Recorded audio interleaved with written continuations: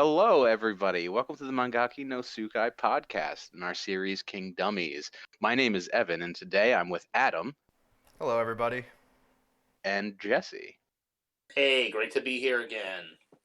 Before we start off, I just wanted to say thank you to everybody who watched the first episode.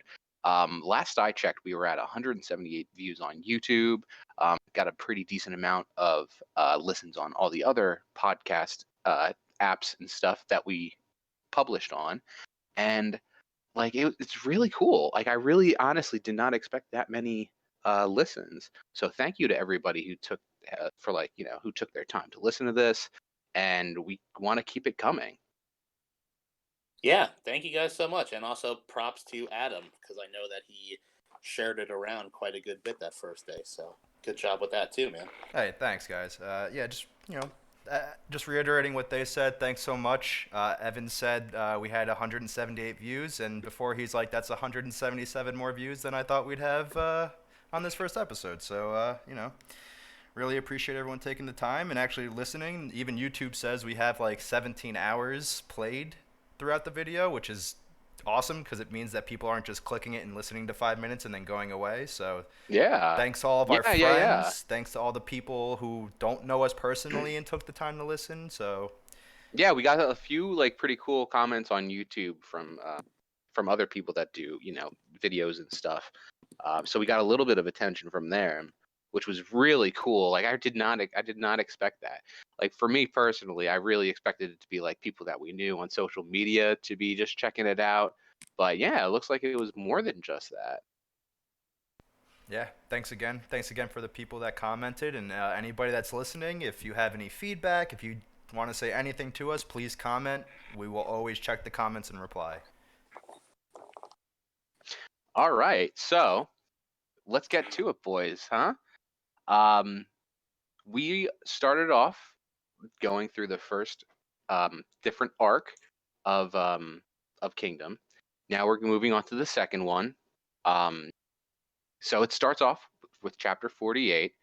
And guys, I think it actually is one of the best starts to the arc in the entire series. These first 2 pages, where it talks about how there's this twisting dragon that just leaks blood over the era, blood and passion, and it's got this really cool picture of Keiyou just screaming, which Yeah. we'll get used to by the time this arc is over. Yeah, this is cool, and also this first page here. This is what Adam mentioned last time with the Snake Way Road from Dragon Ball. Yeah. Yeah, with the desire, pain, happiness, despair, fear, the twisting dragon consumed everything, and from its dully glowing body leaked a substance that would rain onto the earth, blood, and with it, passion. Yeah, fucking sweet. Pretty badass. Yeah, Keiyou, really cool character. This is an awesome full spread panel, just showing him and his fucking might about to come down on these Wei soldiers. I love that shield. Yeah, his whole shield, his headpiece, his glaive. He's just awesome. Keiyou is a great character. Yo, check out right above where it says Chapter 48 Recruitment. There's a dude getting speared in the mouth. Wait, what? Yeah, on this full spread. Oh, yeah. Yep. Yeah, I know. I missed that. Yeah, I didn't even notice that, but that's awesome. A lot of that going on in this arc. Yeah, a lot of killing going on in this arc.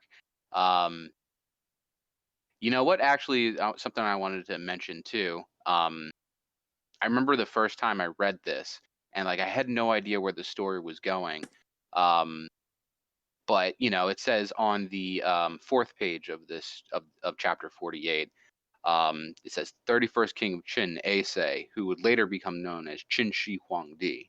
Now, I knew who Qin Shi Huang was, so when I first read this, I was pretty surprised. I had no idea that this is where this was going. Jesse, do you know anything about? I mean, this is probably going to be a no, but do you know anything about ancient Chinese history? No. Yeah. It was in fact 2 no's. No, but I know that you said in our first episode that we actually didn't even release that like one of the characters is actually based on the guy who united China. So Yeah. I mean, I'm assuming it's this guy here, right? Yeah. Sei is our main character. Cool. So one other thing I wanted to talk about too is in this arc, for me personally, I noticed how much the character designs kind of change as it goes through. Specifically with the B brothers. Now, Adam, you know what I'm talking about, right? Oh yeah. Like obviously, like there's characters like Shin and Ten that grow up so they look better, but like if we go to the first chapter of or the second page of chapter 49, you see the B brothers, and it's like they look pretty normal, but like just the entire style of the manga just kind of changes up. Yeah, I mean they get bigger. I mean, you gotta keep in mind there's always time skips throughout this entire story. So they're gonna get bigger. They're gonna get a little bit older looking, but yeah, they're pretty plain looking right here. And there are two major characters in the story, so we're definitely gonna see a lot more of them and get to know them a bit more. Right now they're super green. I think this is their first campaign along with Shin's. So. Mm-hmm. I actually wanted to ask you guys with B Hay. Is B Hay short for Big Tafe? What? Oh my god. You're an What the idiot. fuck did you just say? Wait, hold on. Literally, what the fuck did you just say? I said, is B Hay short for Big Tafe? Yeah. Yeah, we'll leave both. We'll leave both takes of that joke in. Oh man. Well, anyway, chapter 49, you meet these two guys and they're pretty important characters. They go through the story with Shin. Chapter 49 has a lot of, a little bit of speaking of between Sei and Shobun-kun.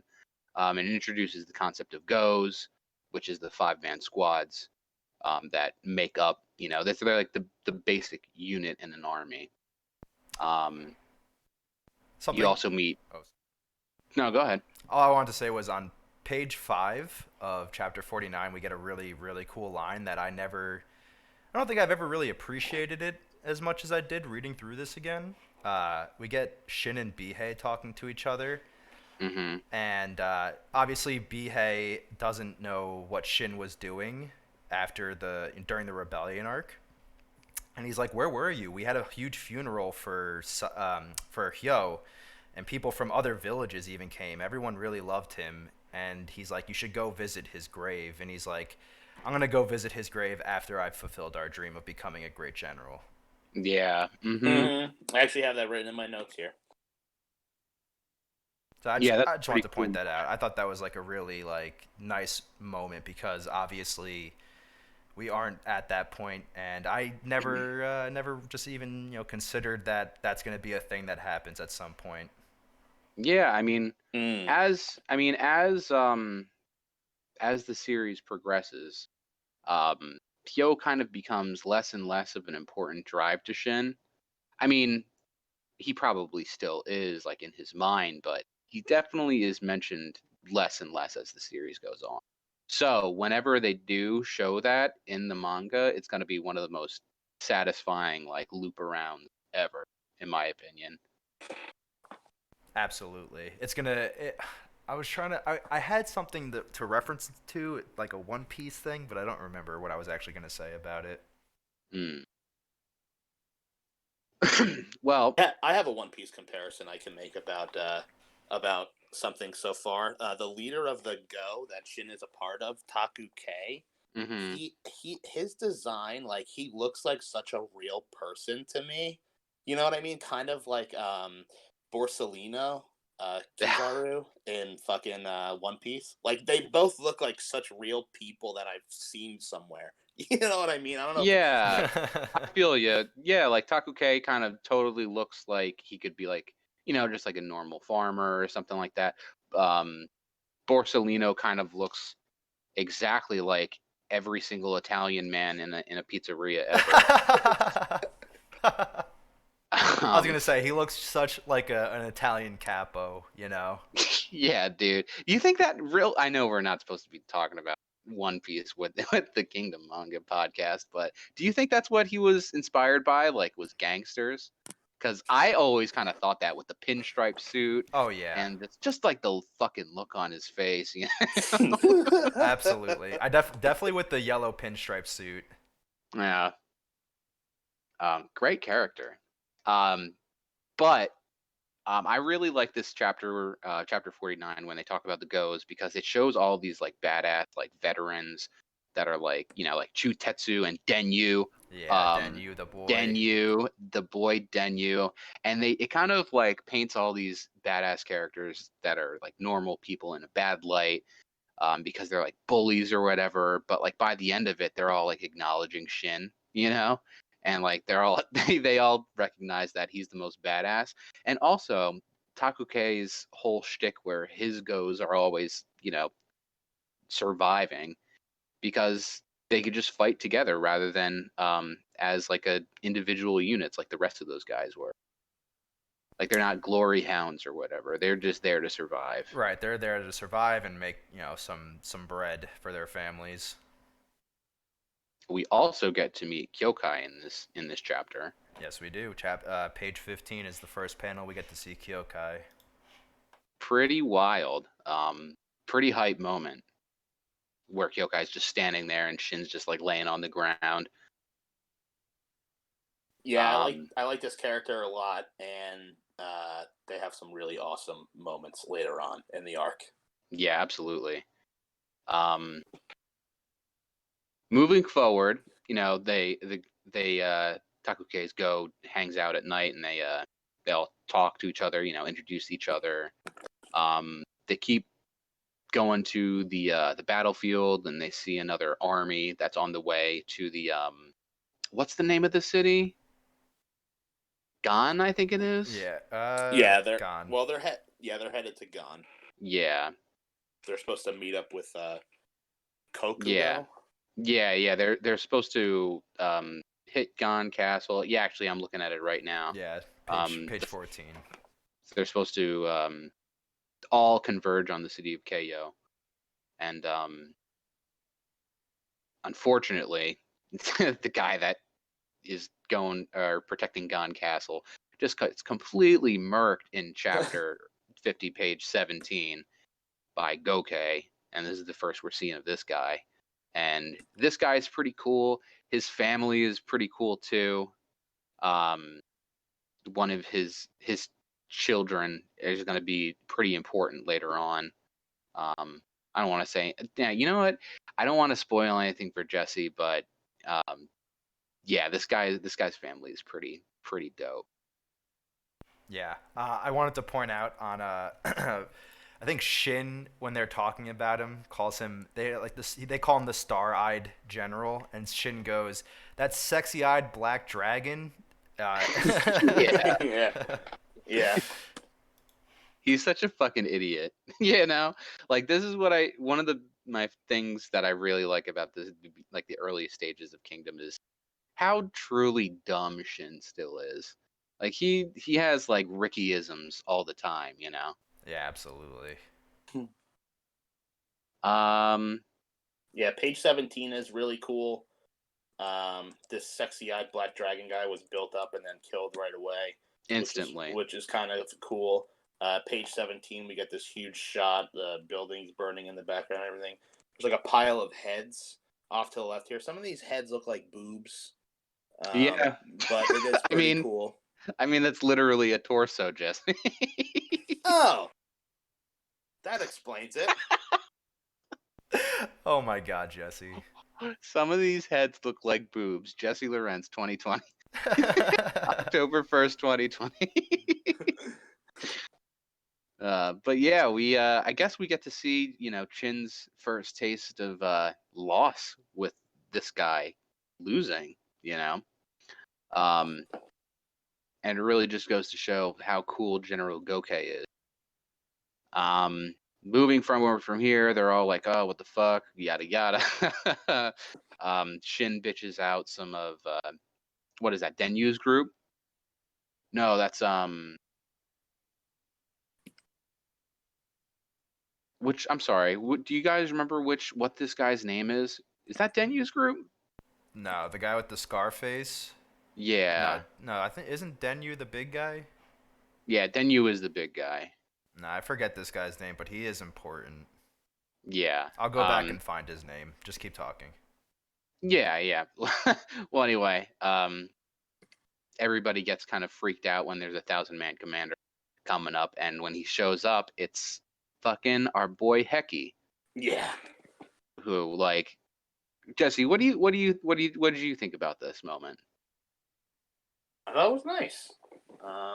Definitely. Let me see. I don't know if I have any. Yeah, I don't have any like specific notes written about it, but I was like, oh, cool. We got Heki here, and I like Shin kind of, doing his thing of just talking to him very reverently and stuff like that. Yeah. Um, And he gets to tell Shin like some of the things that are happening in Kanyo and what's going on behind the scenes in the court and stuff. Kind of keeping him up to date with what's going on in the state of Chin in general. hmm. Which is cool because usually Shin is like just a peasant, and he wouldn't be privy to this kind of information, but he is. I mean, everything that he's done, he's kind of obligated to learn about this kind of stuff. Yeah, and I mean, he has a even bigger conversation at the end of this arc with somebody else too. Yeah. Also, page 4, real quick, of chapter 51, we get a prequel meme, which is always good to see. Not just the men, but the women and children too. Love to see it. Oh man. Even the women. So basically, what you're telling me is that Gokei is Anakin Skywalker. Yeah, what I'm saying is this is a prequel to the prequels, and Naruto, like we discussed. I'm pretty sure that guy's name is Den I or Den A. More like Dun Eye. Nice scar. I think you're right because that sounds familiar. Yeah, I don't know why I'm drawing a blank, but I'm pretty sure I looked up the Hishin unit, so. Oh yeah, you know what? You're totally right. That is him. How could I forget my boy Den A? What the fuck?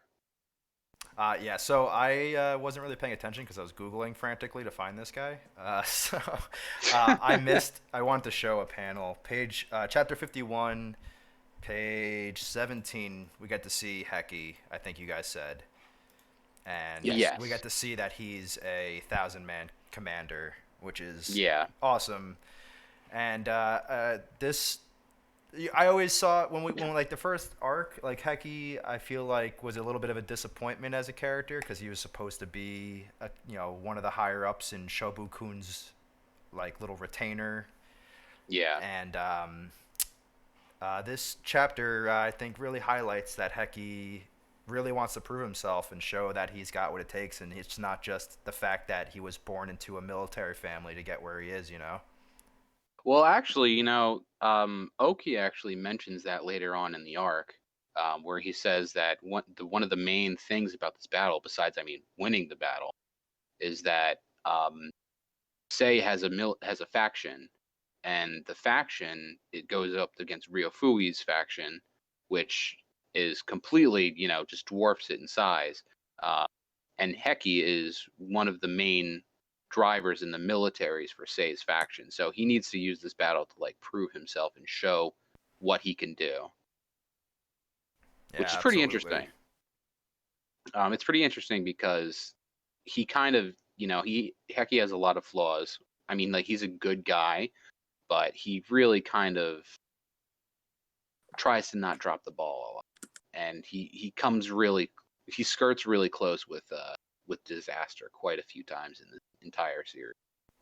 Yeah, I feel like he's never outstanding in whatever he's doing. He's just like he's a solid character, but he is like, he's not like he doesn't excel at any one particular thing. Like yes, he's a 1,000-man commander. Yes, he's a cavalry guy. He can use a sword and he's decent with it. He doesn't get jobbed, but Right. he's never really doing much, and that's kind of consistent throughout the entire manga until some of the later chapters where he kind of proves his worth at one point, especially to people who didn't really see him as much. Right. Which obviously I'm not going to say anything about it because we will get to that much later Mm-hmm. in this podcast. But I want Heki to do well. Like I really like Heki as a character. I'm always rooting for him. Yeah. Always from the beginning, I was always a big fan of this guy. I mean, granted, like you said, he's not like one of these outstanding characters where like everything he does is like super badass or anything like that. He's like a normal guy almost. Yeah, Like, yeah, he's a normal guy in a world of like pseudo superheroes. yeah, absolutely. Which is it's pretty interesting to think about that. He really is just like a standard soldier in this world where we have so many characters that are just larger than life. Um, Speaking of which, actually, I just want someone I want to talk about that's awesome in this arc. Bakukoshin, what a badass. What a fucking baller. Yeah, Um, Bakukoshin's awesome. he is really dope. I mean, I guess we'll talk a little bit more about him later. Um, but in chapter 52, on page 16, we get to see the first like sight of a battle in the entire series, and it's pretty awesome. It's like a double Oh page, yeah. like almost like I think no, it's not a double page spread, but like It's a full page, yeah. it's a full on page, and I actually you wrote know, this page down in my notes too to show. yeah, because it's pretty significant because this is the first time Shin is seeing a battlefield.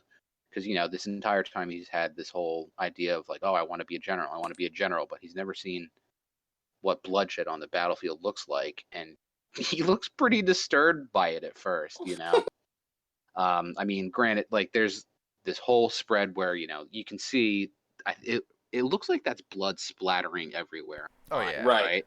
Right. So that's what that is. I wasn't sure what that was. It looks like Um, he went into Microsoft Paint and used the spray can thing and just Yeah, it's also like the first time we see the mangaka like actually draw a battle with so many people, and obviously these people aren't yeah, detailed or anything, but just imagine having to draw every single one of these characters, these little people with spears, or like a few guys that are on horses with some detailed armor and like a flag, and like all of the mountains, and just like I can't even imagine how long this one panel took him to yeah, draw. Yeah. absolutely, I, w- absolutely. I wonder how much the his assistants do as well. Just to give them some credit as well. Although with all the Yeah, fucking absolutely. with all the gray tones that this guy has, I'm sure that at least like two of them are, are stuck on that alone. Oh yeah, Mhm. absolutely.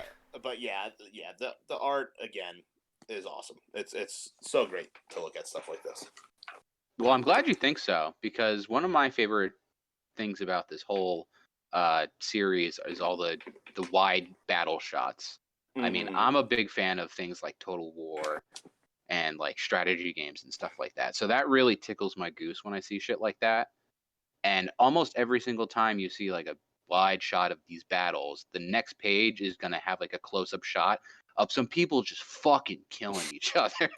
you know, like Yeah.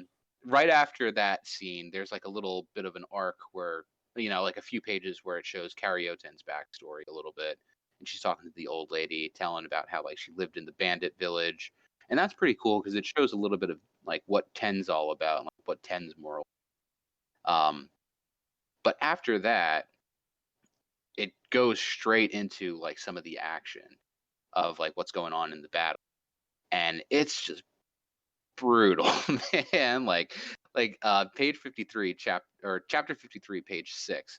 Uh, at the top there, there's this dude's head's just flying, and everybody's looking at like what the fuck is going on. Like I thought that a lot of these guys were like a little bit more seasoned than Shin was, but it looks like these guys have never seen a battle like that. What page is that? Chapter 53, page 6. Yeah, you've got a guy there with Oh a yeah, punk yeah. rock mohawk of blood. Oh Yeah. yeah. Um, There was also something that I'm surprised you didn't even mention, Evan. I'm actually a little disappointed in you. what's that? Back in chapter 52, page 28, Ten calls Shin a struggler, and I can't Oh. believe you didn't fucking even point that out. Yeah, you're right. My You're instincts right. told me that this guy was also a struggler, which I, I doubt it's a call to Berserk, but the fact that I'm, Guts I'm is literally called the struggler, and you love Berserk so much, and I love Berserk so much, you didn't even honestly, say this. you really don't think that's a reference to It, Berserk? it could be. I don't know. I definitely think it is.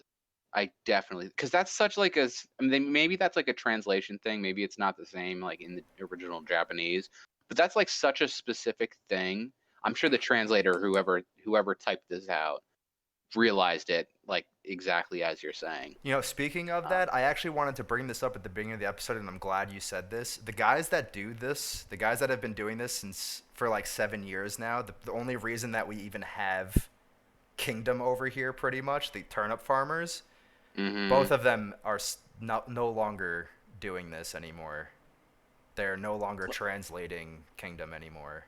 The, Oh, did they like just announce that? like a week ago, I think, they wrote on their website, they said farewell to everyone. They said, thanks for everyone who's been, supporting us and reading Kingdom. And I think we have a big, I forget their names, and I'm sorry. I'm sure at one of the end of these chapters we can see whoever the turnip farmers are, if I can remember. Oh yeah, here we go. So I'm showing it Dude, right here. So translation: Gong It Trapped. I'm sorry if I'm butchering this name. And oh shit, they're no longer doing any of this. It's being taken over by another team who's been working with them, but those two guys who are no longer a part of this.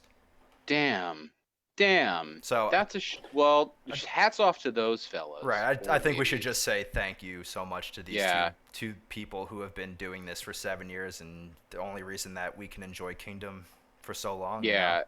Absolutely. You guys you've like if you if you ever by any chance get to hear this, I just want to Hmm. say thank you for providing me with hours and hours of entertainment, showing me like one of my favorite pieces of media that I've ever even seen, honestly.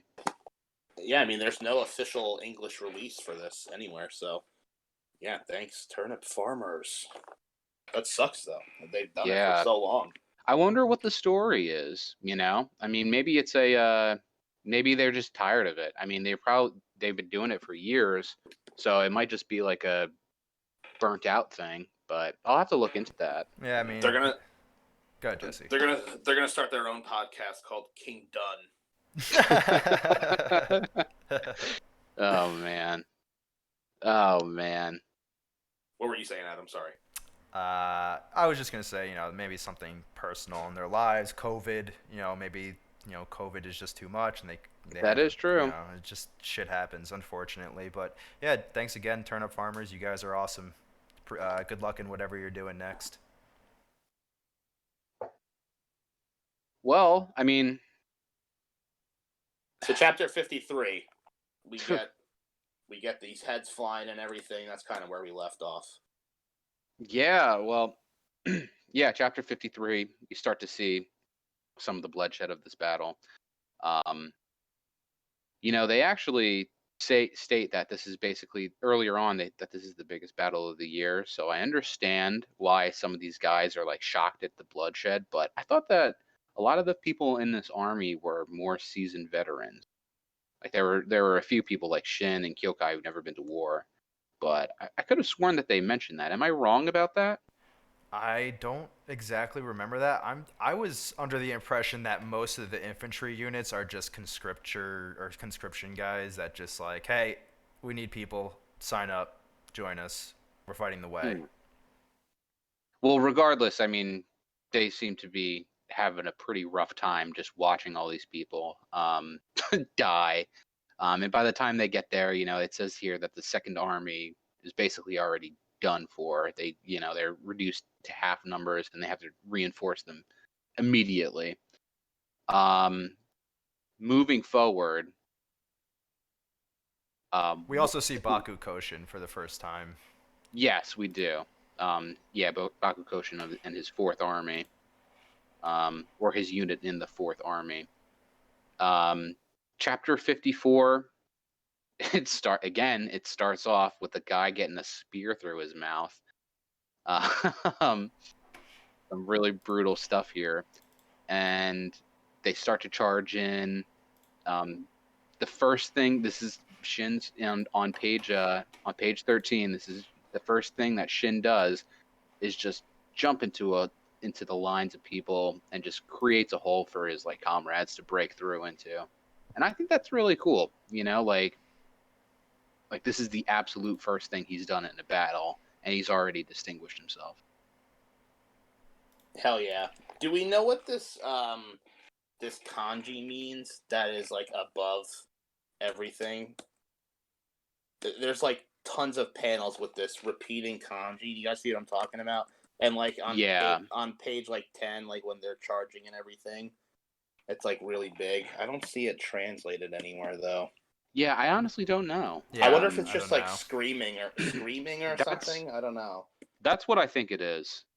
Yeah, I'm pretty sure that it's just like onomatopoeia. Is that the word for it? Onomatopoeia, where it's like a something that's supposed to be a noise. Yeah, right. Sound. Right. At first, I thought maybe it meant blood, but I think it might mean. Oh yeah. Also on page 8, Shin looks up to the sky and says, "Are you watching me, Hyo? Are you watching closely?" Mm-hmm. Like right before they charge, literally, he goes, "It's finally about to begin. Are you watching closely, Hyo?" Yeah, and Bakukoshin gives the word, and they got the wayside has this really solid rock formation, but Shin just fucking jumps on top of them and just slices a bunch of people in half. Yeah, I think this is like the first time that a lot of these guys who are just like, Taku's got like 2 kids with him. What the hell is he thinking? And Shin literally opens up their spear lines for the rest of the units to, break through and start doing damage to the way. So chapter 55 on page 2, where it says Battle of Ago. That's a really cool like page, I think, where it's like this double spread of Shin slashing some people and like opening up the hole for like the rest of the army to follow through. I thought that was like one of my favorite panels in this art. This awesome panel. Actually, you know what? This entire chapter in general is really cool because we have that page, then we have a little bit of Sei talking with Shobun-kun about what's it called, Asui and stuff. And then when we get to page 6, one of my dude directly in the middle, this guy getting his face chopped off. Yeah, I wanted to bring this up too. Yeah, that's crazy. What the hell is that? His eyeball flying out. If you go back to page 5, there's a guy's head getting cut the other way, like from the nose up, and then you flip the page, you've got the whole front face coming off. We've got it all covered here in Kingdom.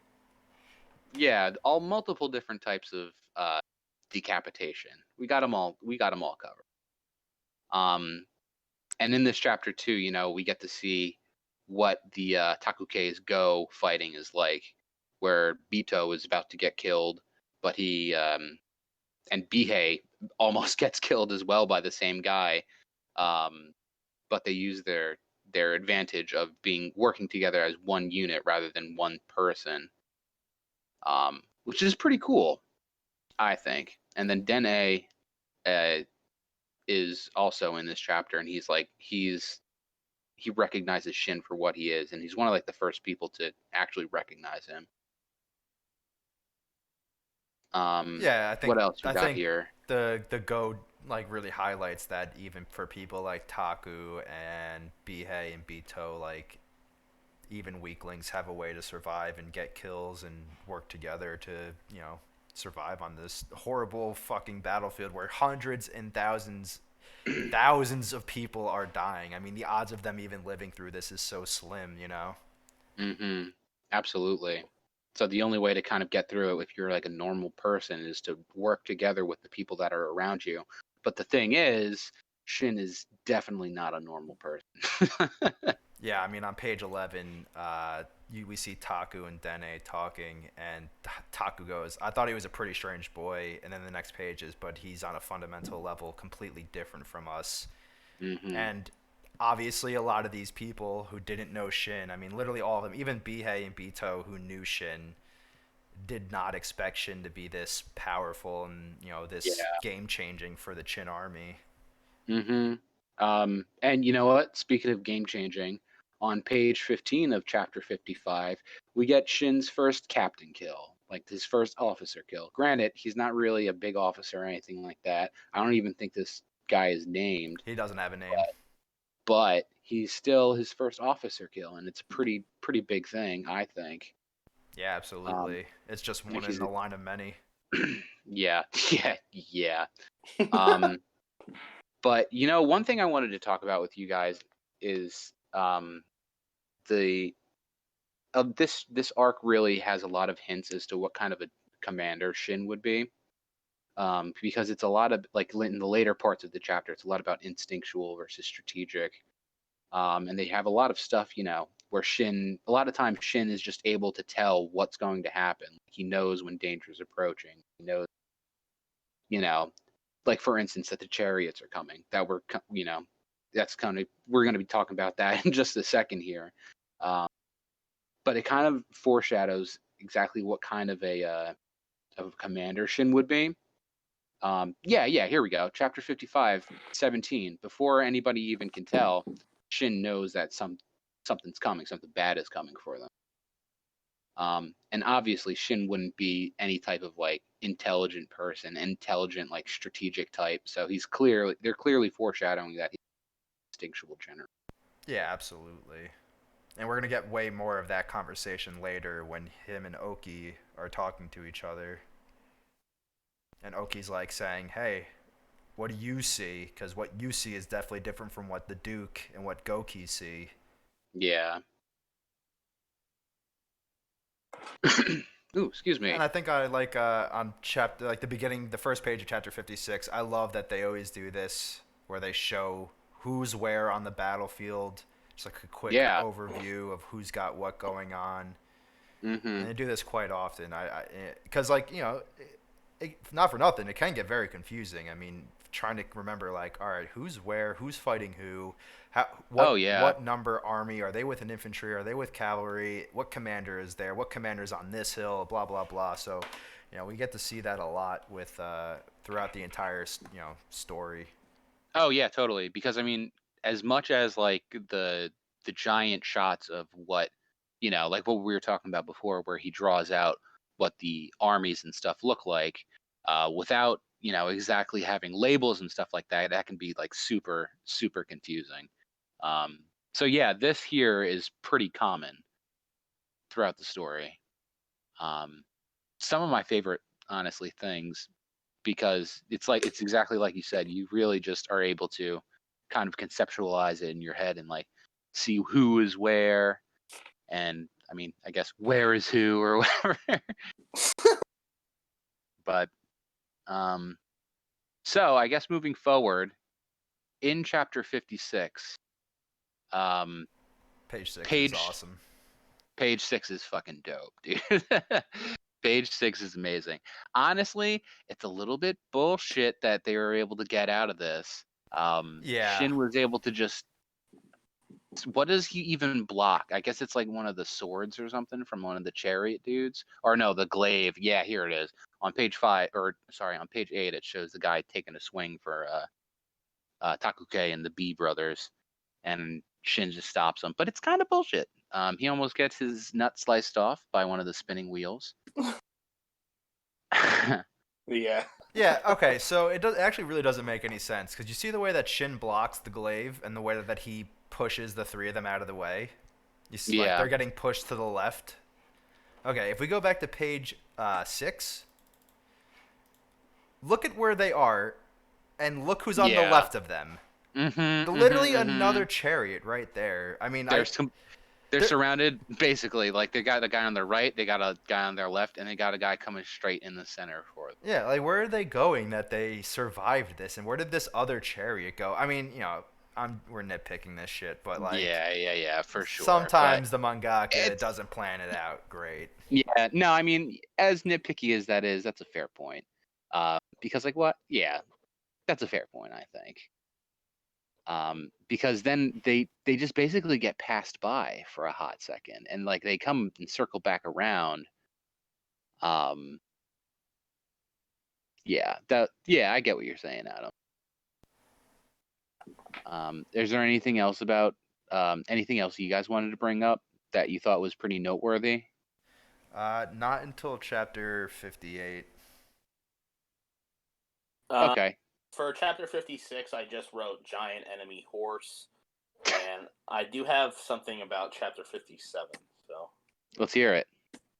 Well, we didn't even cover it yet, did we? Oh, I guess we did. Okay. Well, all I have written down is page 9. That's all I wrote. If you want to pull that up, Adam, it's just pretty cool looking. A lot of stuff is like fogged over or something like that, so there's a lot of like empty white space, negative space or whatever, and it just looks pretty cool. Yes. I think that fog is supposed to be like kicked up dust, right? Yeah, absolutely. It's definitely the kicked up dust of the war chariots. I mean, they're fighting in the Dakin plains, so there's definitely a lot of dust and sand and dirt and whatnot. And now we have all these horses and war chariots coming through. Just to set this panel up, during this chapter, Kyokai is like, everyone's like, how are we supposed to fight these chariots? We don't have horses, blah, blah, blah. Kyokai's like, I have an idea. They mock Kyokai for actually speaking.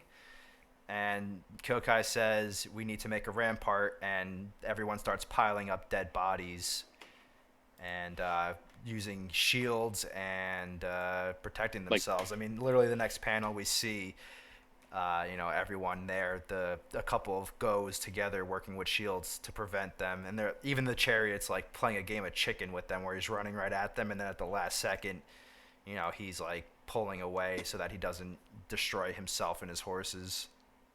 You know what that reminds me of? The last scene in 300.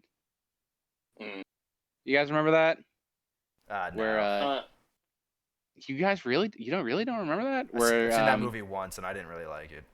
Yeah. Okay. I'm on the same page as Adam actually, but I do remember the scene you're talking about. Yeah, where they make like a circle of shields, with spears coming out of them and stuff. Oh yeah. Okay.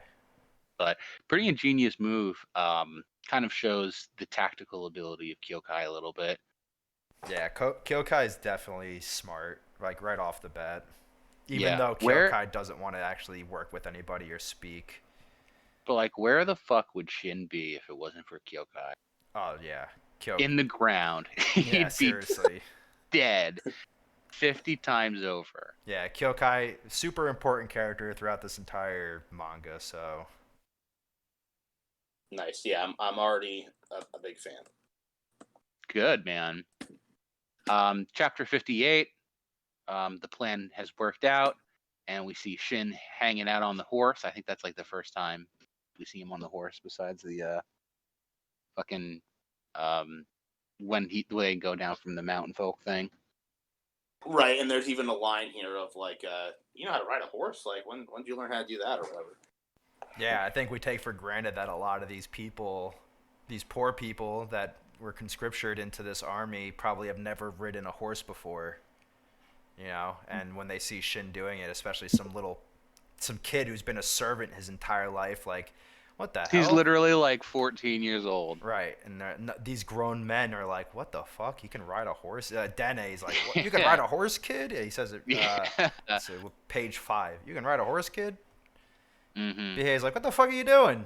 He's like, I'm riding a horse, dog.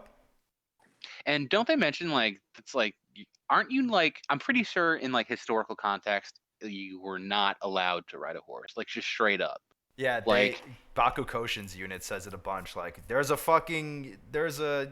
peasant here that's riding a horse, what the fuck? Yeah, and Bakukoshin's like, yeah, whatever, dude, who cares? Yeah, like, the situation's so bad at that point. Yeah, where he's they like, just do you see how meet fucked every up single we are? horseman. Right. He's like, do you see how fucked up we're getting? It doesn't matter. This guy's doing stuff. He's got a horse. He stole it, so it's not like it's not like it's one of our horses that he took. He stole it from an enemy, so whatever. Um, so later on in this chapter too, in chapter 58, where Kyokai saying like, "Oh yeah, the opponent's the chariot itself," and Shin just happens to realize all of a sudden that wheels can be broken. I thought that was a little bit stupid. I thought that was kind of dumb. And he basically Tokyo drifts his way on over to a chariot and shoves the spear into the spoke of it. I don't know. What did you guys think about that? That's one of my least favorite parts of this whole arc here. I have no strong feelings one way or the other. Yeah, Mm. that was all right. It makes Although- sense. I mean, what Kyokai said makes sense. Put something in there. I mean, the chariot literally like exploded when it happened. But I mean, yeah. it definitely makes sense, but like I'm just kind of surprised that it took him this long to realize that you can do that. Yeah, well, he's an idiot. He's probably never even seen a chariot before. I also kind of feel like killing the horse could get the job done the same way. Yeah, absolutely. But I will say that from pages 17 to 18, 17 is where he breaks the chariot, and then 18 has one of the cooler panels where he slices this dude's head off. Yeah, while the guy's like mid-air we'll give it falling. That. Yeah. The guy's like falling down from where the chariot was, and he just cuts his head off before the guy's body even hits the ground. So after this, we get a little bit of foreshadowing about how great Keiyou is too. And right after this, in chapter 59, where Bakukoshin's saying like, "I know of no other formidable of warfare as him," which is pretty crazy of a thing to say because we've already been introduced to Oki, and then we get a little bit of a compilation of them different ways of fighting the chariot units, like them throwing the shields, Dene's unit throwing the shields underneath the chariots and stuff like that.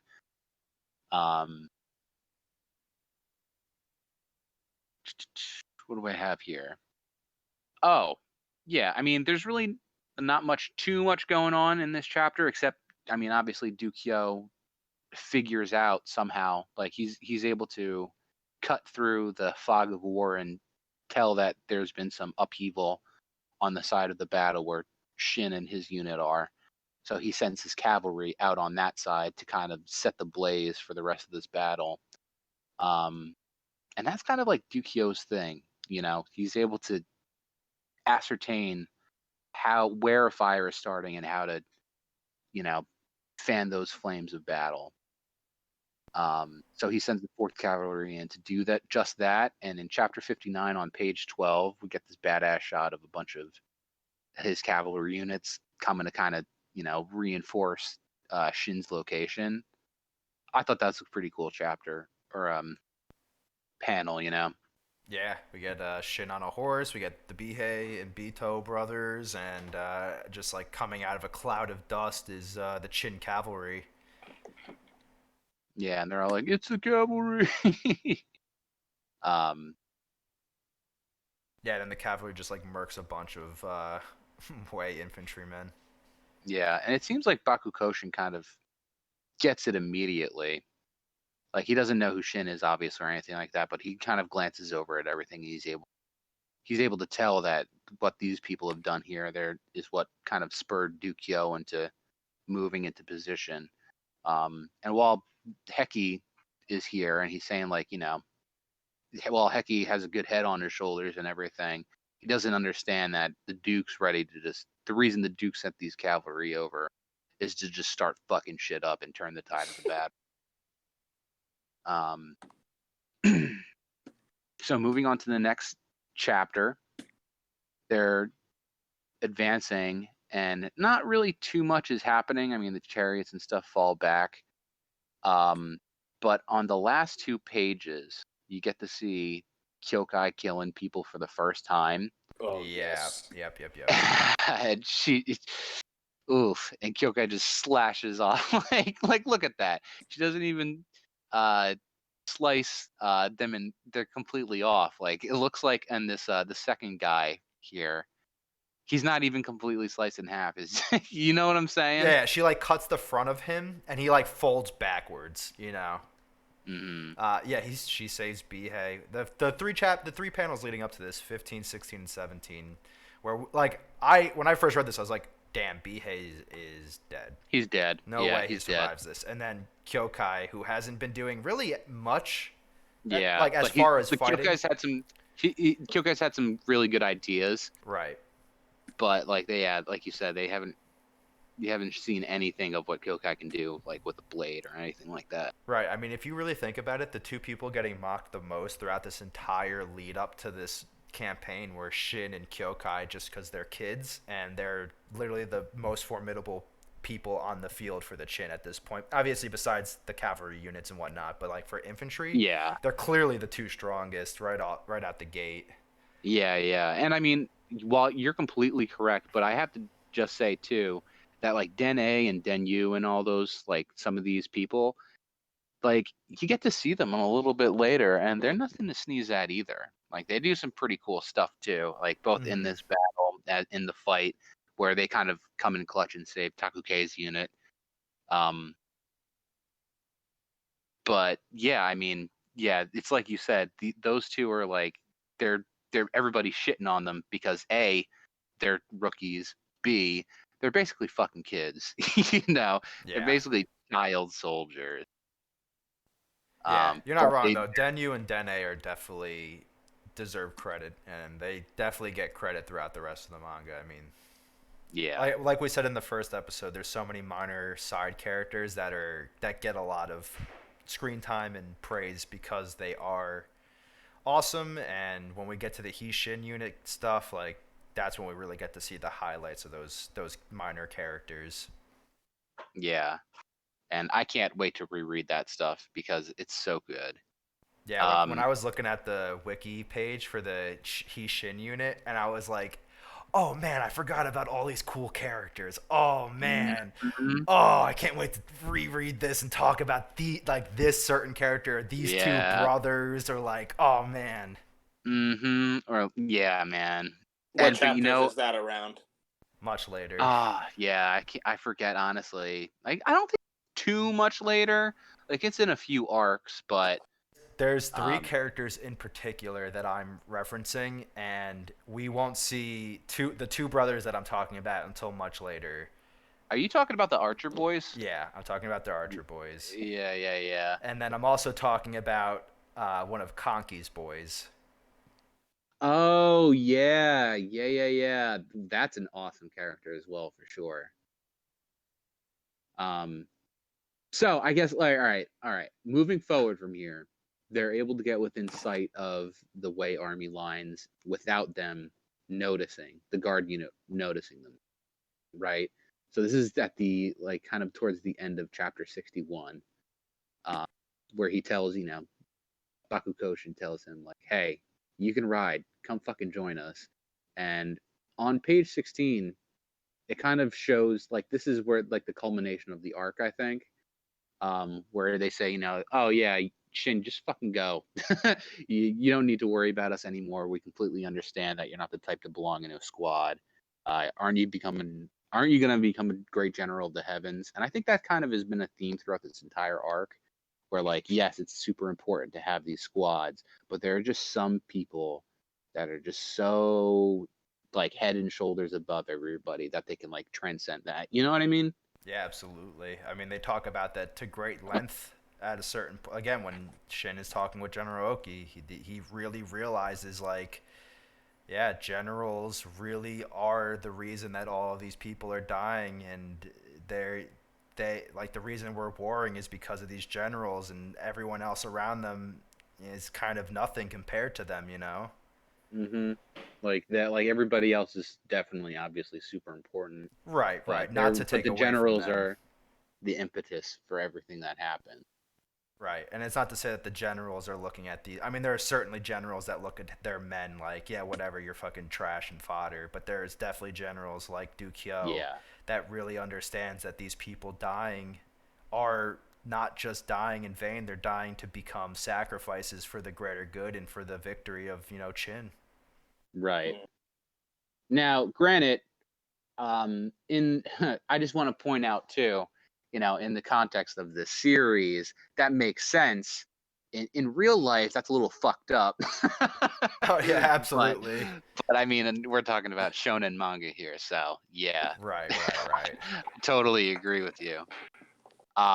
So moving forward, chapter 62, where the cavalry unit, goes up the hill, and the guard unit's like, what the fuck are these people doing? They really kind of suck. I wish we were able to fight. And then page 3 with fucking uh not Rokuomi, sorry. Bakukoshin. Bakukoshin, yeah, thank you. He just pops up, and then the guy's just like, "Oh, this sucks. Oh, I'm kind of disappointed. This battle's no fun."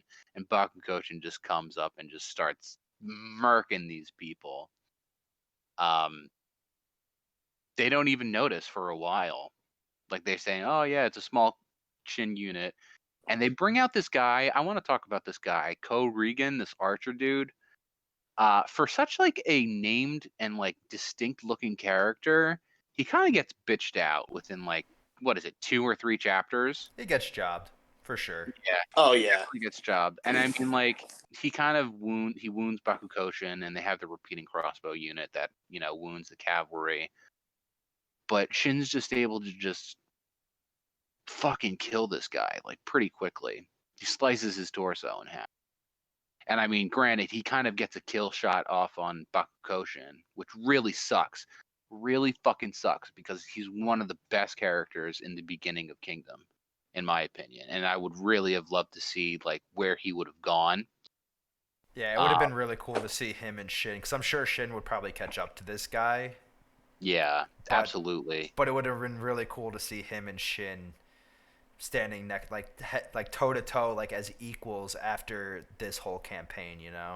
Yeah, or like a few arcs later or something like that, like when Shin has his own thing going on. But like, so that's why I'm glad Shin fucking takes vengeance on this guy.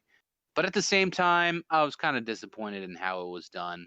There's He's like, actually, I just want to say, there's actually a couple characters in this arc that are like kind of just jobbers or whatever. Like you get the dude at Gon Castle before, yeah, who's kinda hyped Sexy-eyed up black dragon.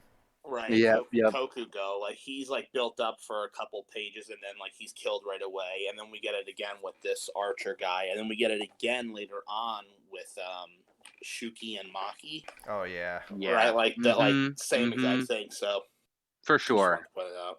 And I do want to say too that like moving forward, I feel like there's a lot less jobbing happening. Like there's definitely people that are built up to be badasses, but they'll be defeated.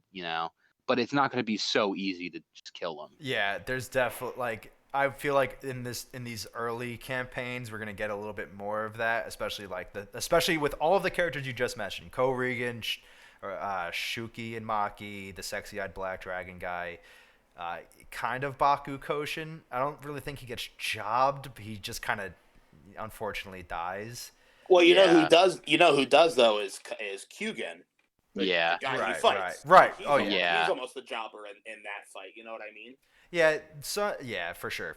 Well, I just wanted to point out too. It's kind of bullshit that Bakukoshin even lived as long as he did. He took an arrow right through the heart. Yeah, I mean, he did. Yeah. Although you know what, I kind of disagree a little bit because I mean, like, yes, like Hugen kind of gets he jobs up a little bit, but I do love how Bakukoshin's like, you fucking idiot, like you like he kind of baits him into stabbing him and getting close to him because he can't even see. Yeah. And then the panel in chapter 63, page 19, where he starts chopping off his head yeah. is fucking metal, dude. Yeah. I want to show that, but I'd really just want to show a couple of the panels real quick of Shin protecting Bakukoshin and deflecting Ko Regan's arrows. Because he shoots 3 arrows at him and he blocks 2 of them. Yeah, then the third one hits the horse, right? The third one, he shoots the horse in the head and he's like, yeah, sorry, kid.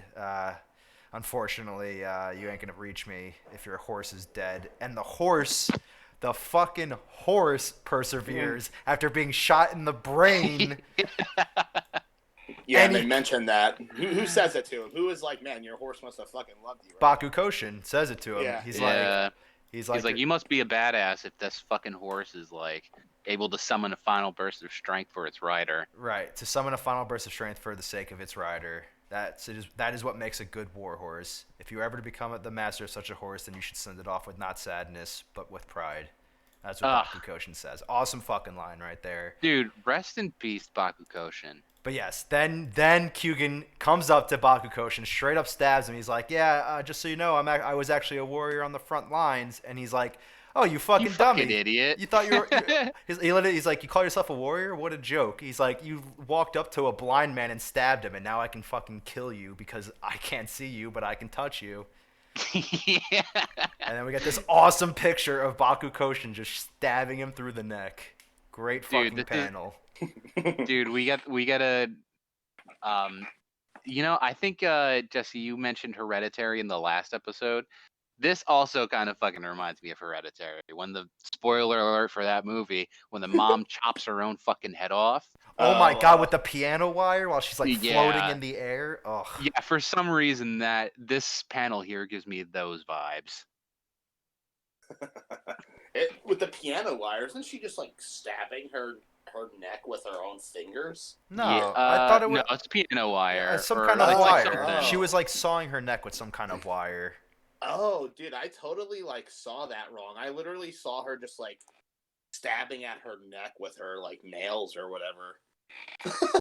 I don't know. I don't know. Oh, why don't you pay attention, Jesse? Yeah. Come on, Jesse, what are you doing? Jesse.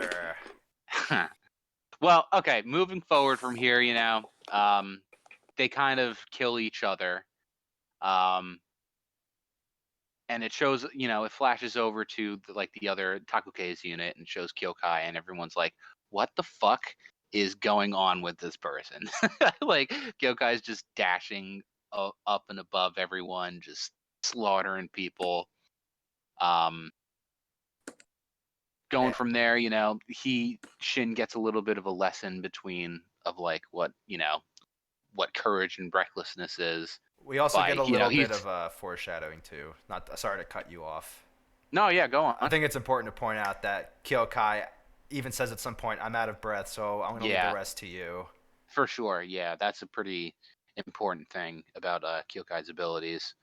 I mean, in this context, it's just like literally like Kyokai's been jumping up and around and spinning around and slashing people to death. But yeah, there's a little bit more context to what Kyokai says there. So, Shin wants to fight 1,000 people at once. In his dying words, Bakukoshin's like, "What are you, a fucking idiot? Stop being an idiot. Just go down with everybody else." And they realize that while they did take this hill, there's still like another army, and Gokei's the head of it. The commander in chief of this army is there still. But at the same time, while this happens, we get the boy himself on page 21 of chapter 64. Mm-hmm. General Oki shows up and comes in clutch. We haven't seen him in, I feel like, 20-something chapters. And I feel like every time this man shows up, it's just like the best man. like he's one of the best characters. So in the, We get a nice little Nafu as well on Yeah. page 21. The Nafu. And a single It's so good. So in the beginning of chapter 65, we get another one of these shots where it shows like, what the battlefield is like from a farther out perspective. So Shin and, Bakukoshin's at the top of the hill. The way guards are following behind them because they broke straight through. And then behind them is the Gokei's army. Is there anything else you guys wanted to speak about? I've kind of been going through this pretty quickly. No, you hit all the notes that I've had. You've hit them. So And Cool. I've been showing the panels and everything. So I mean, the only thing I have in this chapter is page 9 when Oki's like, "Hey, I want to go over to that hill," and Toe's like, it's kind of illegal to set foot in a battlefield that we don't have permission." And he's like, "Oh well, I'm not fighting anybody. I just want a different view." And And Toe's Toad's like, like, oh yeah, guess "Yeah." that makes sense. He goes, "As expected of my lord. What perfect reasoning." He's just like, "Okay." So 2 things real quick. One, these 2 panels of Toe are literally just copy and pasted. Yeah, literally just shrunken down. There is no difference between those 2 panels. It's funny too because look, if you look at the panel, look at the bigger one of Toe. Look where his head gets cut off. Now look at the bottom one and look where his head is in the panel but still getting cut off. Because it's like flat up there, you know. It's not like round like his hair probably should be a little bit. It literally Yep. looks like where the line is from the last panel is still technically there. They just Wow. whited it out. Hey man, I mean, I get it. I can't draw for shit. So even I can imagine even professional, like, authors and stuff would have a hard time coming up with like drawing all these things in the matter of a week, week and a half. Especially if it's a scene like this, where they're just talking, like nothing's really Right. happening. Oh They're yeah. just talking. So like, what the fuck ever. But I just thought Oh, it was really absolutely. funny how Toa just has the same exact face. But the second thing I wanted to bring up, this on the exact next page, they're just fucking walking down they're just running down a sheer cliff wall. Like that's like a 90-degree drop and they're just running straight down it. Yeah, and he's got his whole crew with him. Mm-hmm. Yeah, and I think they mention in this chapter or like the next chapter about how when he leads them into battle, they're just an army of demons. But on page 12, it has a pretty cool shot of Oki just slicing some people's heads off with Toe right behind him, like the monstrous bird of Chin. What a nickname. They Great kind of nickname.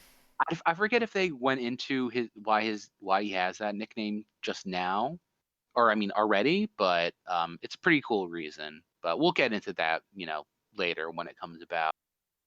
Um, let's see what else here. I Other got than this, I got on page 17. Oh, okay. Page 14 is when they bring up whenever General is like he's like, this is completely different from when me and Shobunkin fought him and his army, because before he was dueling with Shobunkin, but now he's personally leading his army, and when he personally leads his army, they become an army of demon gods. yeah. So it's not just Oki who's Dynasty Warriors levels of fucked up. It's literally It's his entire Oki, army. it's Toe, it's every single dude that's behind him. And it's cool too because later we get like obviously Toe is the defined character in his army. We get a couple more commanders in his army with actual names, and those guys are badass. I accidentally said one of the names when I was thinking of Bakukoshin actually. Okay.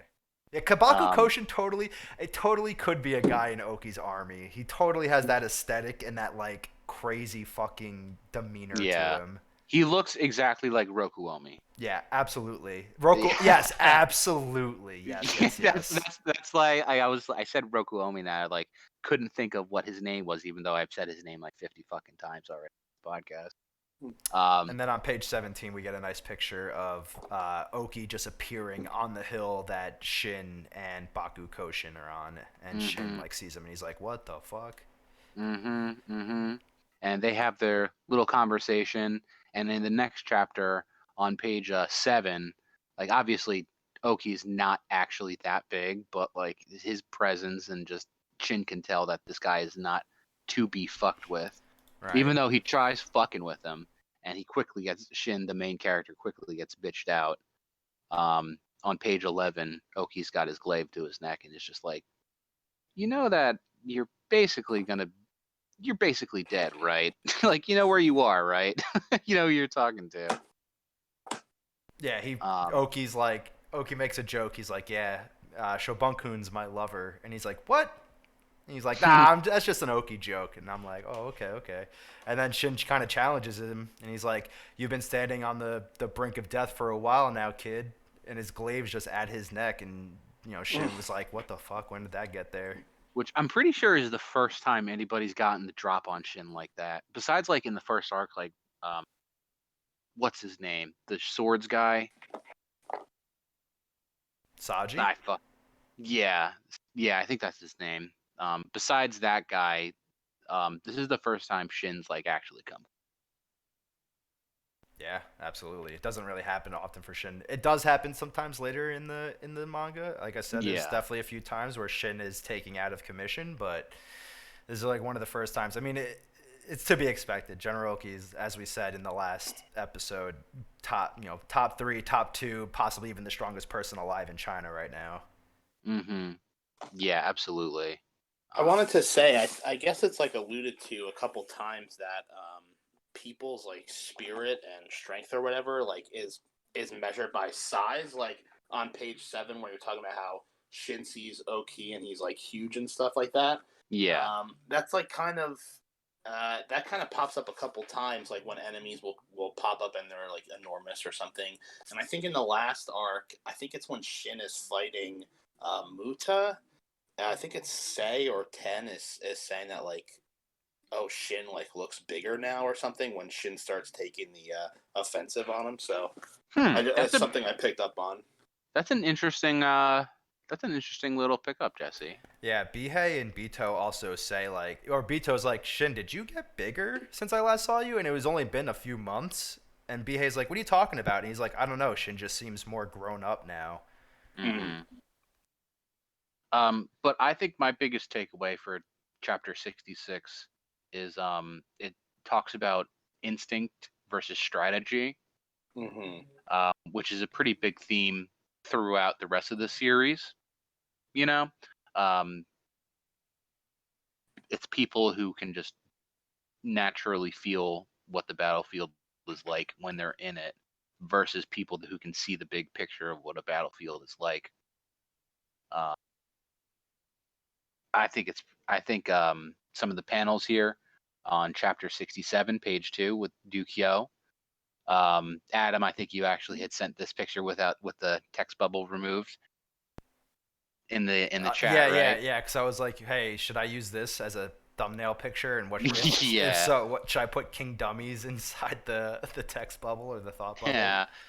Not enough headroom. I like what we got going on with the dunce cap, though. Personally. Yeah, me too. So in this chapter, it talks a little bit about like, it has Oki and Shin talking about what instinct is and like what the battlefield's like, and what strategy versus instinct is. What do we got here? On page 14. Yeah, that's what I have written down. Plenty of stuff happens in between there, obviously. Like it shows what Keiyou is all about, and it shows Keiyou going into charging into the battlefield. And they say, Keiyou looks at it in a unique way, while Goki perceives war as a board game of logic. Keiyou's war is a great blazing fire, so he looks for where the spark is happening, like when Shin and the Takukei unit stopped some of the chariots, and he goes for that point, and he's able to just somehow, using his weird sight, just able to, start the fire and make it blaze faster. On page 14, we get a shot of Keiyou in full battle regalia. Dude, the fucking mask that this man has, he is a savage. One of my favorite generals in the entire series. Yeah, there's like one other character, maybe 2 other characters that I think have cooler armor than Keiyou, but Keiyou's headgear, his spiked shield, and his glaive, badass.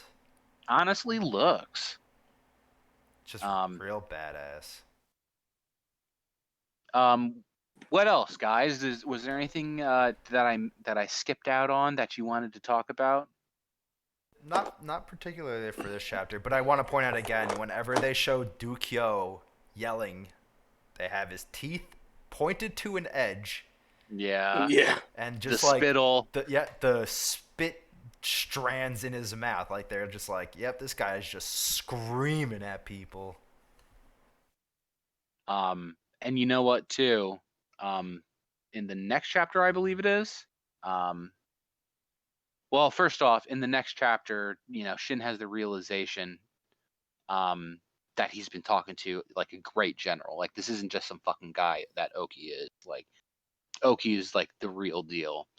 And this actually is the chapter where it talks about what you were talking about, Adam, where everything, all these people are here, but the people that really matter in the grand scheme of it all is the generals, like they're the main characters of everything. They're Right. the impetus of why all these people are shedding their blood on the battlefield. Just the two men that caused this huge battle. That is what's known as a general. And that's kind of like an enlightening moment for Shin.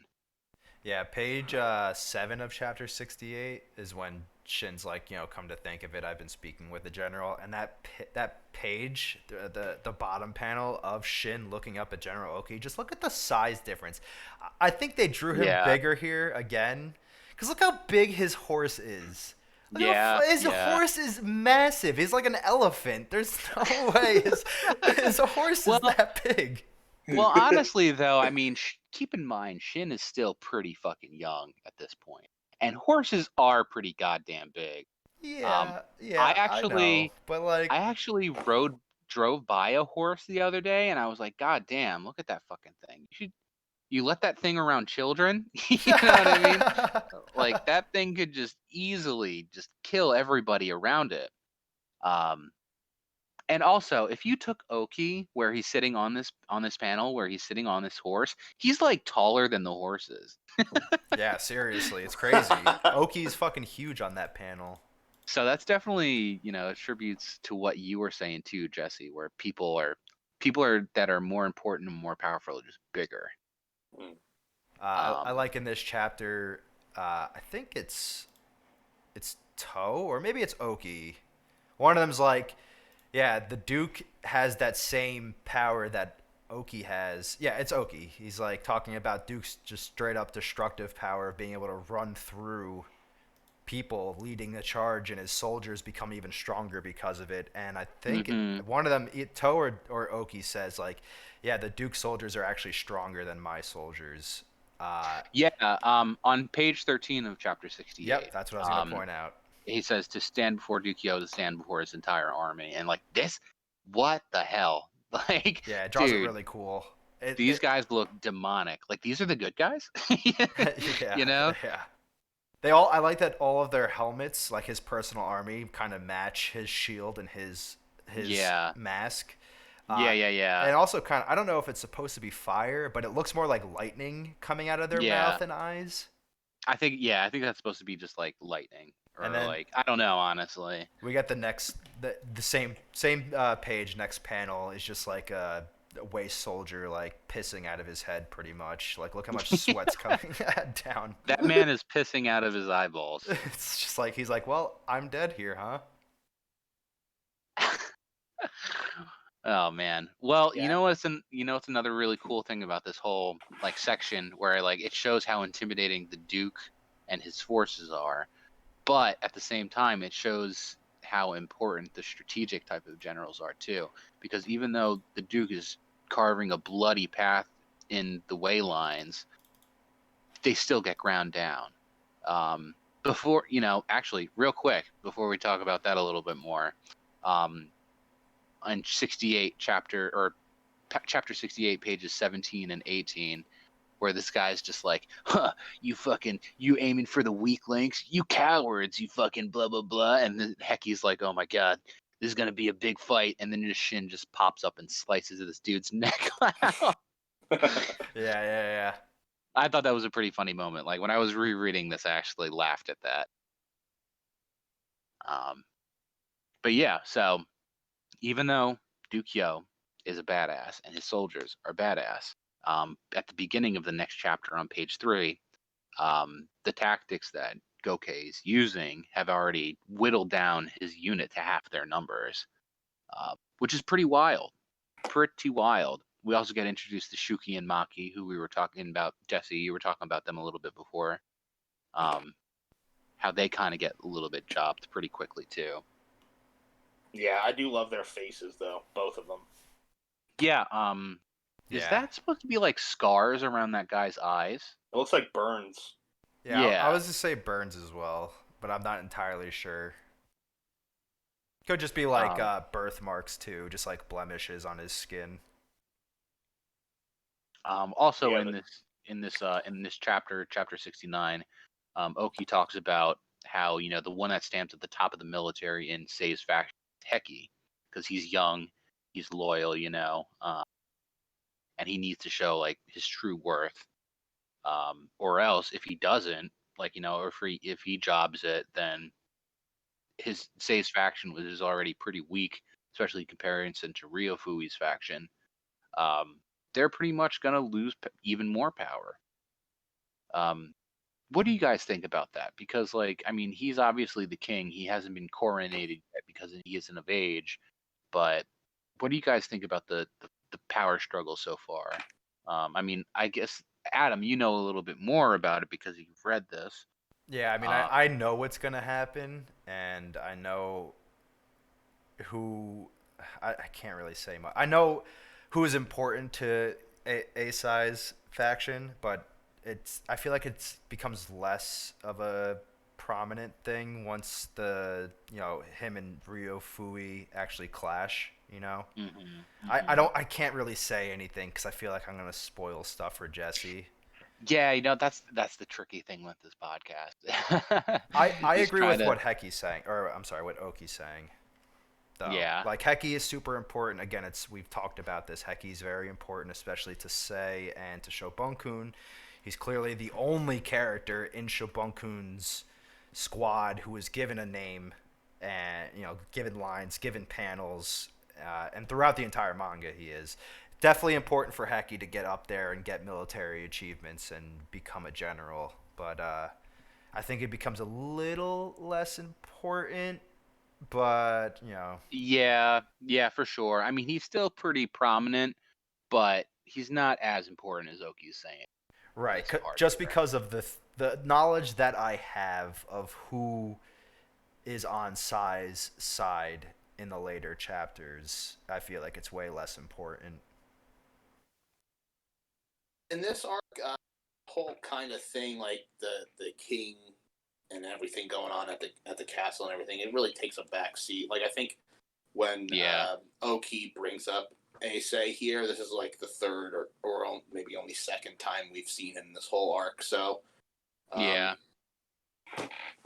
yeah, it just kind of takes a back seat here. Yeah, because that's actually a pretty interesting point too, because everything that's happening is because Sei wants it to happen. Like he's basically the one calling a lot of the shots in the grand scheme of things. But at the same time, it's really about battles and stuff. You know what I mean? Yeah, Like, politics are very important, and there's like when Kingdom is focusing on the warring part of the manga, the politics really take a backseat to it. We definitely get some side panels like in this, but like a little bit more than I think what we got in this one. Because I feel yeah, like politics at this point aren't as important in the manga. Because like the first arc was all politics and then fighting at the end. yeah, Like a lot of politics and then fighting at the end. We're gonna get a lot of politics, but during times that warring isn't really happening, or like warring is getting set up, or someone's invading someone but they haven't engaged anybody yet. That's when politics really play a big role. I think the Coalition War does a really good job of balancing politics and the battles. Oh yeah, absolutely, absolutely. But at this point, it's like you said, like it's not really too much of a focus, even though it's kind of like behind the scenes. It's what everything is all about. So yeah, let's move forward a little bit with this. So Dukyo's troops and stuff are getting murked because they just went headlong into the enemy troops and they're just getting surrounded. But Heki and his boys come out and help him out. They do a pincer attack on the pincer attack. So just by being there, the Dukyo's fanatical, crazy ass soldiers are able to break out and attack the main forces. Chapter 69, page 15, we get another shot of Dukyo just screaming his head off with this lightning stuff coming out of his eyes and all his boys in the background. I especially like this one. This one dude has kind of like a One Piece face, you know?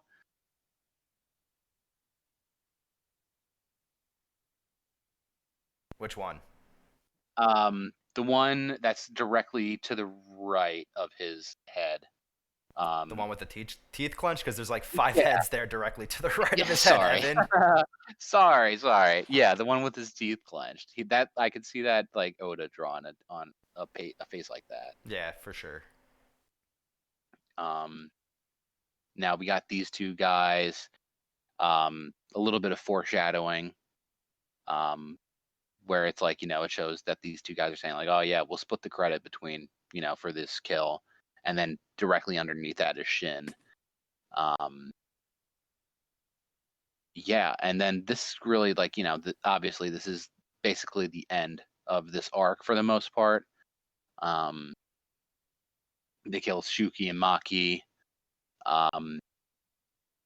Yeah, it's basically just a lot of action. Yeah, Shin fights Maki, and while he's fighting Maki, the Duke shows up. Yeah, kills Shuki. Just like in one Shuki, shot. Right. I mean, while Yeah. he's distracted because Shin ends up killing Maki. This for some reason like really excites Gokei. I guess because he hasn't had as much of a challenge as he's getting right now in a long time. Ooh, sorry, one sec. Let me just plug my laptop in. Yeah, we get a really cool panel of Dukyo slicing Shuki's head in half, and then just keeps running past him like that guy was literally nothing to me. You know? Like he was just like fodder. It was so much so that I was like, did he actually just kill that man? Like, they really just brushed right over it. Damn. I think Shin's face on page 10 of chapter 70 is basically what all of us are thinking. Yeah. When Yeah. when he's Absolutely. standing behind Dukyo, like, what the fuck? Like he really just did that? Yeah. His like surprised face. But yeah, this really excites Gokei for some reason. And on chapter 70, page 15, Dukyo and Gokei have a stare off. Pretty cool panel or pretty cool page. I like this a lot. The next 2 pages, shows a pretty awesome profile of Gokei. And then I really like the picture of Dukyo just smiling, fucking madman. He looks like he's wearing Majora's Mask or something, Yeah, absolutely. Yeah, that's really cool seeing these last 3 panels together. Yeah, they really set up this duel pretty well. And you would expect Dukyo to just absolutely wipe the floor with this guy, but Gokei actually is pretty strong. Like he's holding up pretty well. And they get to show a little bit of like why he's holding up and what his Gokei's motivations were. And he's really kind of just like a victim of this entire era, which is something I wanted to talk about. This manga is really cool. However, you have to understand that we're talking about like an era that's like 500 years of war.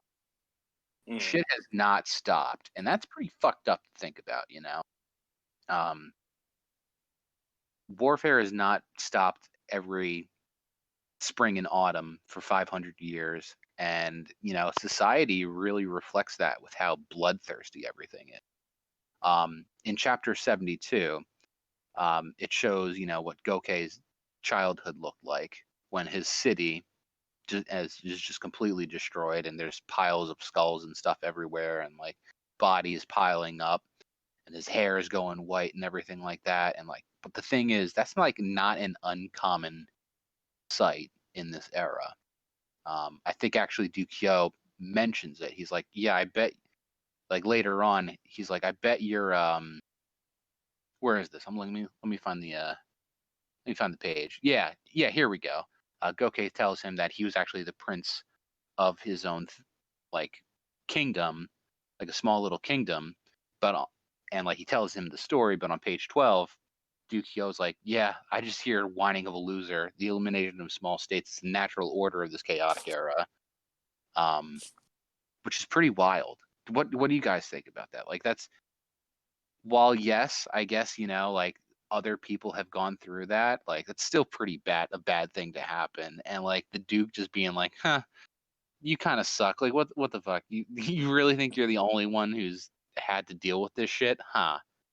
That doesn't make it any better. You know what I mean? Yeah, absolutely. And we actually get to see, like, later on in the chapters, there's like one or two other smaller kingdoms that aren't even on the map. That I want to say Shin comes across one of them, and the other one is a part of Xiao. Right.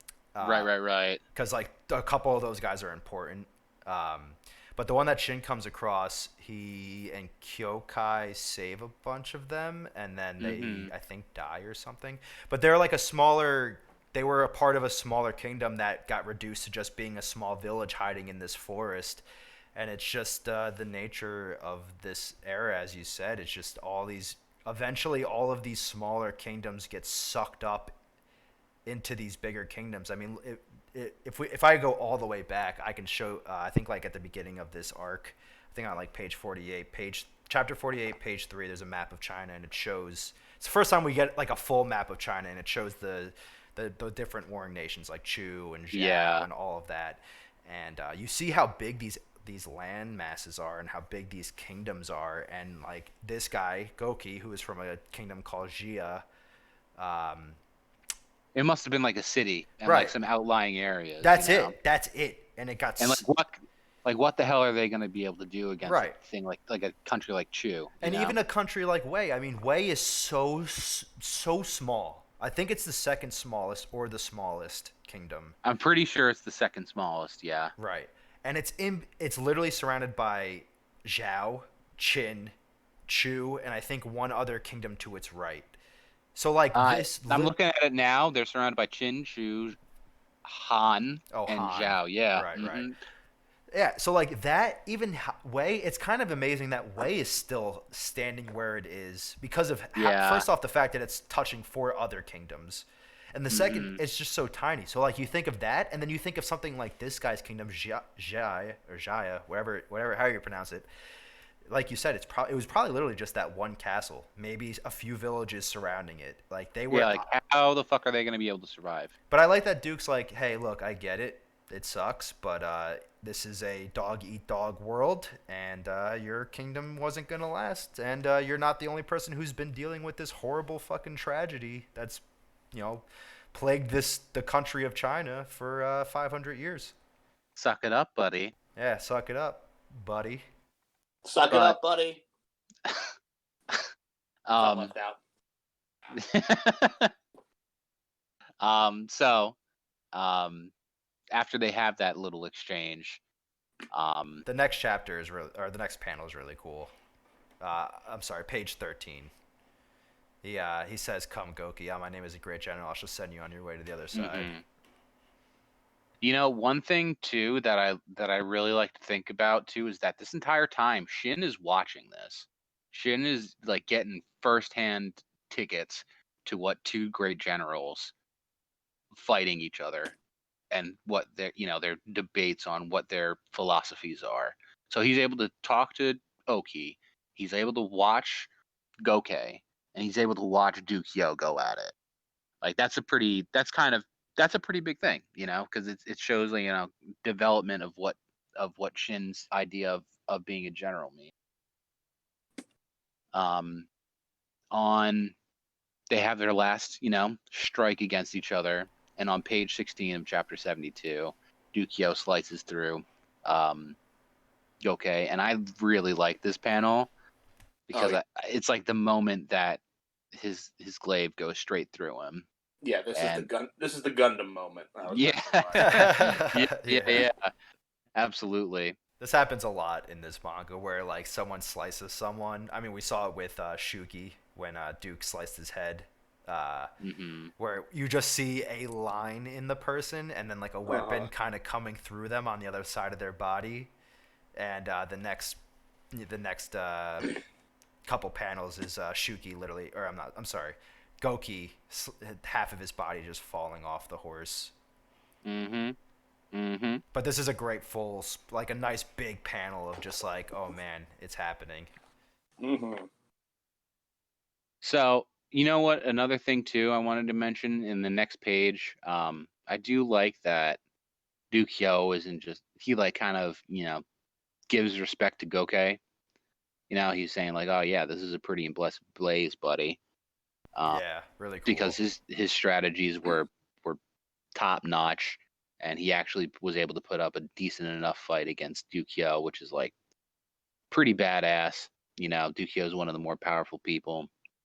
Um, and this is where the arc starts to wrap up. Um, oh, can you load, please? um, Yeah, chapter 73, the first page is Goki lying dead and one of Duke's boys being like, "This is our victory, let's go." yeah. I think here. Let me have it. One moment, guys. Sorry, I have it screenshotted here. Um, yeah, here we go.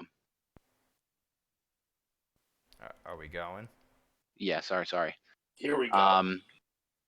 Chapter 70. Like on the Duke side, the battle's basically done.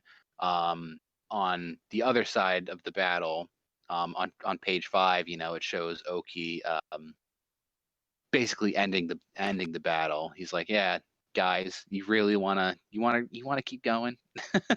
You really want to keep going against me?" And everything just stops. Very Shanks at Marineford moment. Oh yeah, absolutely. Yeah, he says to the other general there, he's like, "If you think we can have a more exciting duel than Duke and Goki, then why don't we try?" And in this chapter too, on page 13, Shin. You cut out, guy. Um, did you hear me? Shin. Did you hear me? No, you cut out on page Sorry. 13. Shin. Page 13, Shin is talking to Dene, and basically they're able to get bounties if they chop off the heads and hand them back to the government. So this is a really interesting thing, in my opinion, because it says here, as recorded in the Shiji during the second year. Can you guys hear me? Yeah. Yeah. Sorry. Keep going. Sorry. My headset was kind of dying. So it says here, as recorded in the Shiji during the second year of Eisei's reign, Dukyo's army attacked the state of Wei and took the heads of 30,000 soldiers. That is all it is in the historical record, and the author Right. was able to come up with this entire story with something like that. I think that's a really cool moment, honestly. And throughout the story, we get moments like that. I mean, there might be even a little bit more stuff, but that's a pretty sparse little tidbit of information to make this entire arc out of. I Yeah, I mean, didn't even how really many consider that. pages? How many pages of stuff did Yeah. we just read through? Yeah, I And mean, that's a few words. yeah, 30 chapters off of one or two sentences right here. Pretty awesome. Yeah, Mangaka does that a lot, where he just literally takes like something so minuscule like as this and makes an entire arc out of it. Uh, I wonder if Evan is still there. he probably is. I'll just keep going until he gets his thing fixed. So that's pretty much the wrap up right there. I mean, they come back to Achin City, Ankin City, and Kario Ten's there. Hello? Hey, Hi, sorry. can you hear us? Yeah, I can hear you. Sorry about that. Okay. You want me to keep going with this, or you want to take it? Yeah, you can keep going. So Kario Ten's there. There's a bunch of dead bodies. There's a man there who even says like, if I didn't play dead, I would have been killed for real anyways. You should have seen the Fourth Army. They were pretty much completely destroyed. And Ten, realizing that Shin was a part of the Fourth Army, starts freaking out, cries a little bit. And then the next panel, the next page is literally Shin, Bihei, Taku, and Bito. Just like, what are you doing all the way out here, huh? And it looked like for a second Kario Ten was going to like run up to Shin and hug him, because she's got a little tear in her eye, and then literally the next panel is her putting the hat on and kicking Shin in his chest. Yeah. Yeah. And then just saying, like, did you do a lot? Did you get a lot of achievements? And he's like, oh, you know it. And the last panel of the last page of the arc is a page of Sai looking over the people returning from war and seeing Shin and the boys. Yeah. Which is Really great way to wrap it up. Yeah, you know? really nice ending to the arc, I think. The next arc is a little bit different. It's not exactly a battle arc or anything like that. But it goes into a little bit of backstory into like what Sei's deal is and what his, where he gets his motivations and stuff from. But yeah, what do you think so far, Jesse? What do you think of this arc?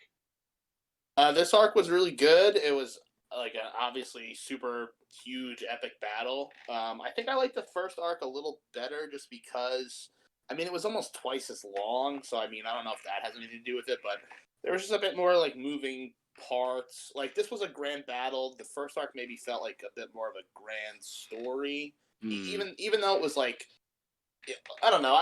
I have a soft spot maybe for like opening arcs and things. But there was just a bit more moving pieces, more settings. They were going from here to here to here to here and stuff like that. Whereas this was just a big battle, and it was awesome. Don't get me wrong.